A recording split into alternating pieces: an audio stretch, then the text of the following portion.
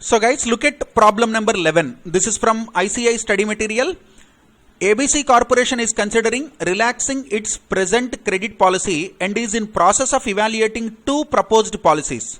Currently, the firm has annual credit sale of 50 lakhs and accounts receivable turnover ratio of 4 times a year. So underline accounts receivable turnover ratio 4 times a year. What is accounts receivable turnover ratio? Do you remember, if accounts receivable turnover ratio is given, how annual collection period, average collection period is to be calculated? So look here, if debtors collection period is, say for example 30, if debtors collection period is 30 and number of days in a year is 360, then your debtor turnover ratio will be 360 divided by 30, that means 12 times. So remember one thing, debtor turnover ratio is equal to 360 divided by average collection period. Debtors turnover ratio is equal to 360 divided by average collection period. Similarly, average collection period is equal to 360 divided by debtors turnover ratio. Okay, if this period is in days, we consider 360. If period is in months, we consider 12. You understand? See, here I have taken 360 by ACP, here I have taken 360 by debtors turnover ratio. So if the debtors collection period is in days, we take 360. Okay, if it is in months, we take 12. If it is in weeks, we take 52. As simple as that. So in this question, they have given debtors turnover ratio 4 times a year. So simple, take calculator. 12 divided by 4 is equal to 3 months. That means at present it is 3 months. Okay. The current level of loss due to bad debts is 1,50,000. So what is present sales? Annual sales is 50 lakhs and the bad debt loss is 1,50,000. The firm is required to give a 25% return on investment in new accounts receivable. Okay.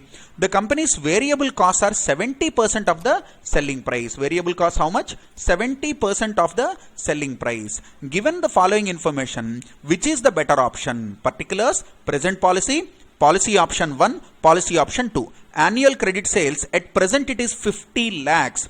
In option 1 it is 60 lakhs. In option 2 it is 67 lakhs 50,000.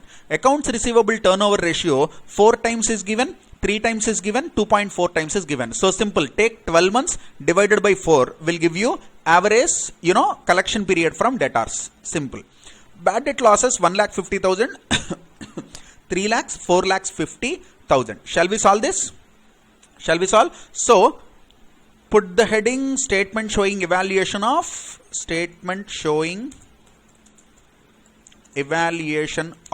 credit policy.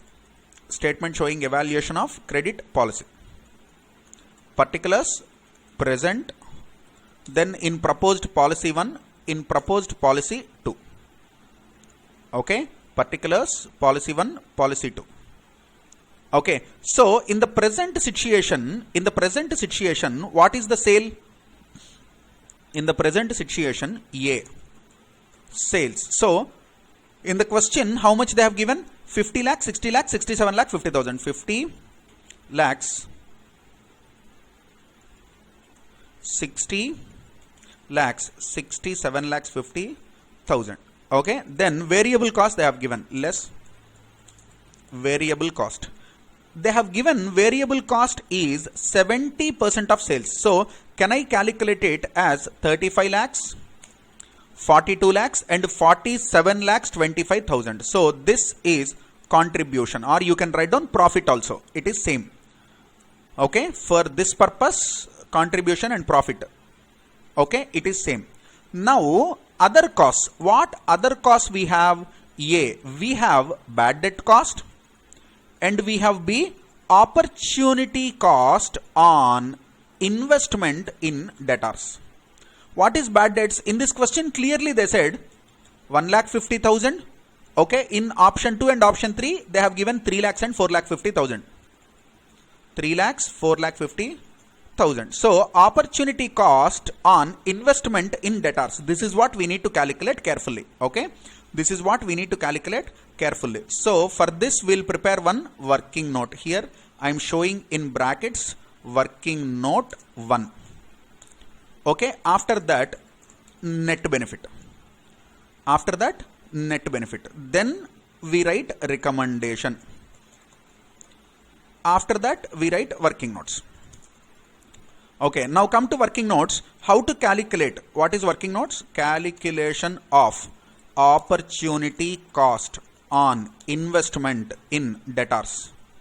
Okay, how do we calculate? Opportunity cost is equal to, in this problem we calculate on variable cost. Remember, debtors can be calculated based on sales, debtors can be calculated based on total cost, debtors can be calculated based on variable cost also. It depends on the problem. In this problem, predominantly we know only variable cost. So, I am taking only variable cost. So, variable cost I am taking into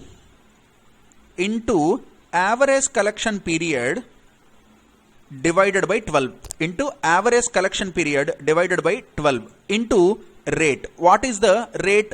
Rate given in the question is 25%.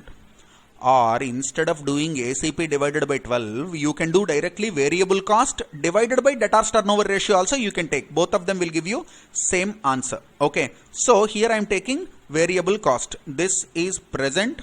This is policy 1. This is policy 2. Okay, what is variable cost? From above table I am calculating 35 lakhs, 4 lakh 20,000, no, 42 lakhs, 47 lakh 25,000. This is variable cost. Correct? Then debtors turnover ratio. In the question, what is debtors turnover ratio is given? 432.4. 432.4. Okay, now average collection period is equal to 12 divided by this. That means 3 months. This comes in months. Average collection period 3 months, average collection period 4 months, and average collection period 5 months. Okay. So opportunity cost. How do we calculate opportunity cost? This is equal to, I am taking this into bracket open. Average collection period is above number divided by 12 into 25%. So when I apply formula, it comes to 2,18,750 for present column.